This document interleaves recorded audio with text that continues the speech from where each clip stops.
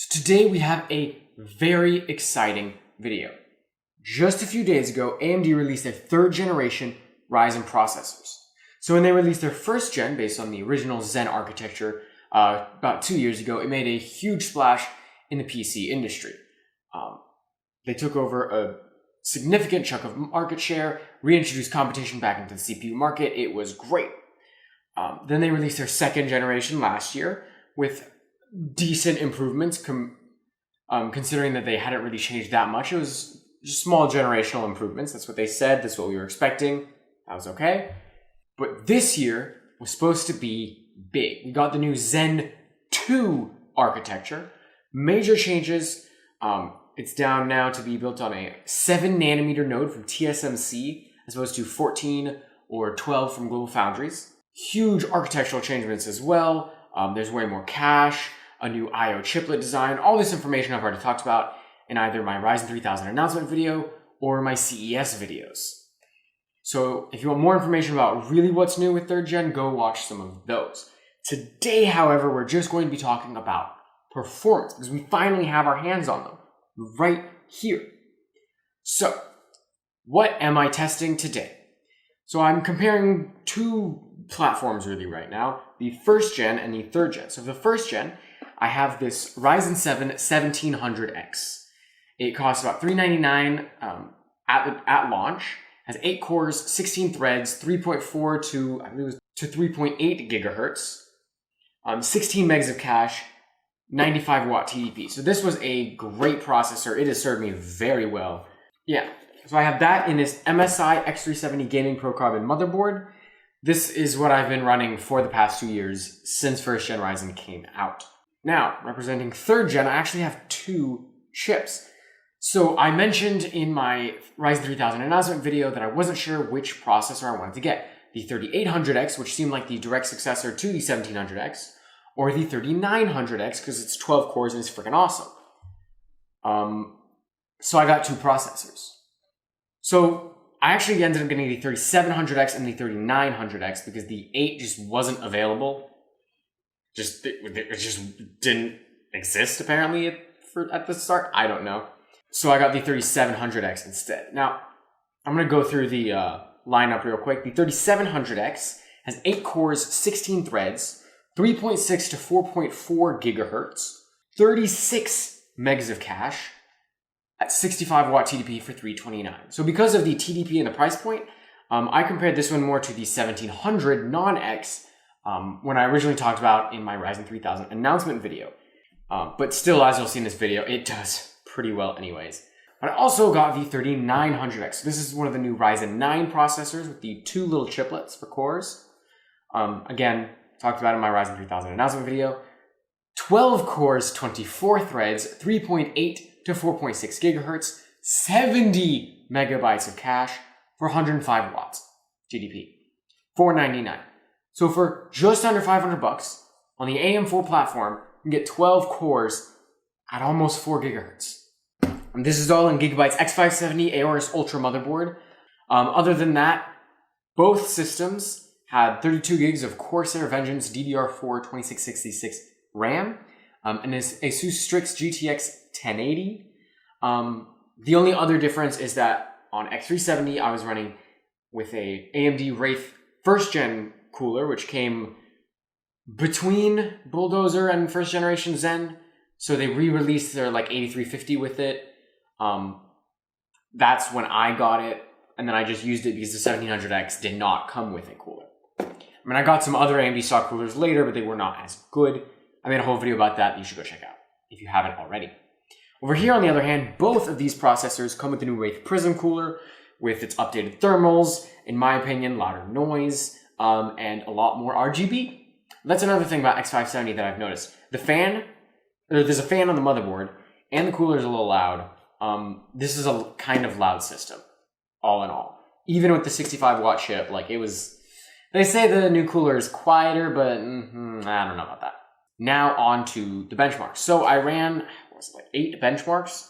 So I ran 4 synthetic benchmarks. So I ran Cinebench R15 and R20, both single-threaded and multi-threaded tests. I did that because more people are familiar with R15. It's been out for longer. So people have probably already run it on their systems and they can easily just say, okay, yeah, that's a decent score. That's a good score. That's what that should be. Things like that. But Cinebench R20 is newer. It's more improved or whatever. So I did also use that. I'll probably just use R20 going forward for my tests. So yeah, I have both of those. So that's 4 tests total. I also have CPU-Z because it's an easy, quick benchmark that I had installed. So I'm like, why not? And then 3D Mark Time Spy. So those are my synthetic benchmarks. And then 4 real-world benchmarks. So I did 2 video exports in Adobe Premiere Pro, one at 1080p and one at 4K. So the 1080p video was my Personal Rig Update 3, where I first put this stuff in my PC. So I just ran an export of that at the YouTube 1080p preset. And then Premiere Pro 4K was my LG G5 8 months later video. I exported that with the YouTube 4K preset. I wanted to also do some export tests with DaVinci Resolve, but unfortunately, as some of you guys who may follow me on Twitter, @SolidStateTweet, will know, I had some issues with their weird database file system. I couldn't find any of my project files. They were just all gone. Like, there were folders for them, but I couldn't open anything. It was really weird. So I just didn't do that. I also ran 2 gaming tests because AMD is now kind of saying that they're the gaming king, and from launch day benchmarks, it looks like that is actually kind of true. So I ran CSGO on max settings, max everything, and Division 2 on the high settings, so not ultra, but high, both at 4K. Now, yes, I realize I probably should have ran them at 1080p so that it would be more of a CPU bottleneck, not a GPU bottleneck, especially since I have a 1080. There's less of a difference usually at 4K, but I didn't think of that at the time. I game at 4K. I have a 4K monitor for video production, so I just ran them at 4K, and it wasn't until I finished my last test, Division 2 at 4K, and I saw that there wasn't really a difference. I'm like, oh, wait, that's right. Yeah.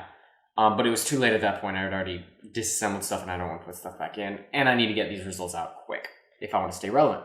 So before we get started, though, AMD's claims from their presentation about a month ago from Computex and E3, again, made a video about this, were about 15% increase in single-threaded performance and 20 to 30-ish increase in performance in multi-threaded performance at the same core counts. And then obviously the higher core counts are there as well. So actual benchmarks, we got Cinebench R15 single-threaded test, 3700X saw 38.5% increase in performance over the 1700X.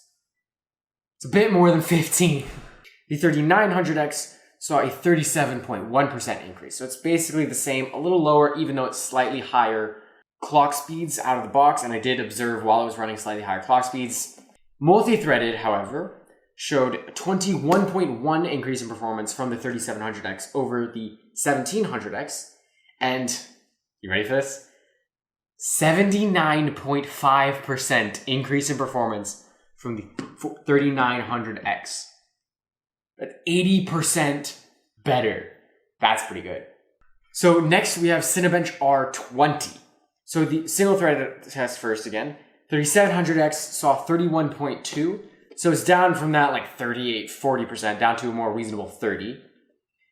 And then the 3900X saw a 38.4% increase. So this is one of those things, again, it's a newer test, so it's probably a little more optimized. And then the higher clock speeds are going to make a little bit more of a difference. It shouldn't make this big of a difference, but it did. Maybe it's just binning, who knows. In multi-threaded tests, it was basically the same story again. 23.1% increase on the 3700 and 81.7% increase in the 3900X. So next we have CPU-Z. So here the 3700X saw a 31.1% increase in single-threaded performance, and the 3900X saw 27.9%. And then multi-threaded performance, we're seeing 20.6% in the 700 and 80% in the 900. So again, this is basically showing us the same story. All these synthetic CPU benchmarks are saying, about 20, 30% single-threaded, 20 to 80% multi-threaded. So the last synthetic that we have is 3D Mark Time Spy. So I collected the CPU score and the total score. So the 3700X saw a 25.6% increase in CPU score, but only a 2.2% increase in total score over the 1700X. Now the 3900X saw a 27.4% increase in single-threaded performance and a 2% increase in the total performance. So in scenarios where the CPU is being stressed a little more, we are going to see that 20-30% increase in single-threaded performance. But in overall performance, at least in 3D Mark, it didn't seem to really affect much of anything. So we'll see when we get to actual real-world gaming tests. So for the first real-world test, I exported 2 videos in Premiere Pro, as I mentioned, 1080p and 4K.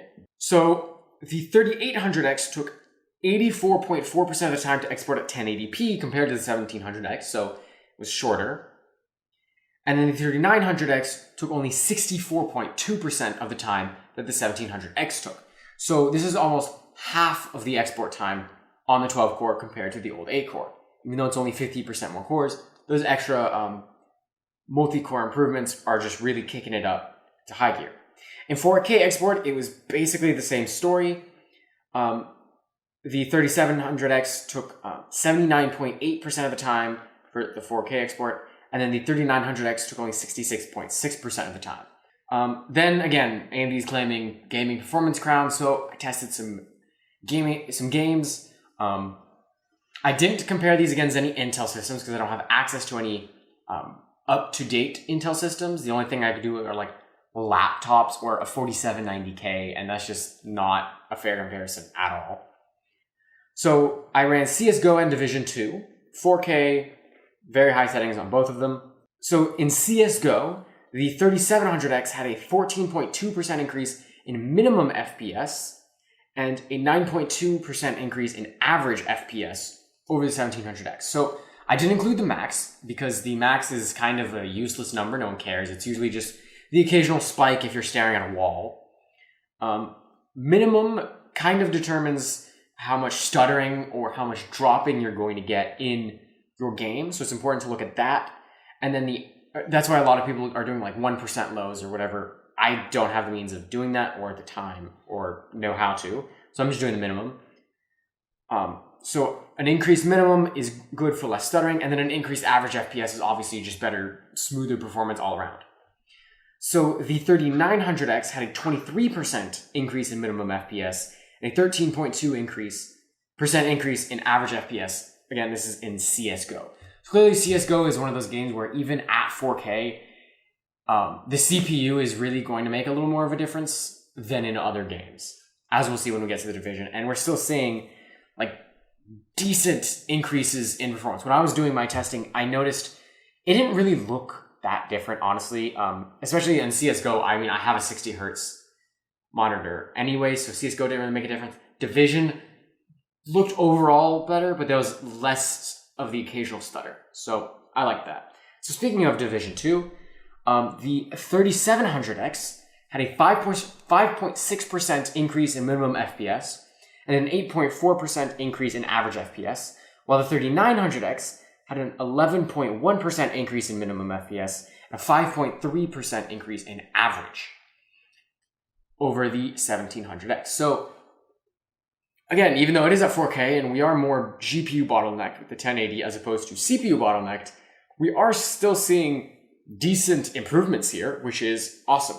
So overall, I've kind of compiled these into 4 numbers to really show each of these processors how much better they are than the 1700X. So for the 3700X, we saw on average an 18.4% increase in single-threaded applications. So again, if I tested at 1080p, this number may have been higher, but that's still above AMD's claimed 15%, so that is awesome. And then a 20.1% increase in multi-threaded applications. So even though we saw much higher percentages there in our synthetics, when it came to real-world applications that just didn't translate quite as much, there wasn't as much of a difference. But it's still, 20% is on par with what they were claiming here. So I'm going to say 3700X is on track with what it was supposed to be. So the 3900X, on the other hand, is a 20.6% increase on average in single-threaded applications over the 1700X. That's likely, it's a little more due to the higher out-of-the-box frequency If I had tested with the 3800X, we probably would have seen that be the top performer in single-threaded applications. But then when it came to multi-threaded applications, we averaged 74.4% increase in performance.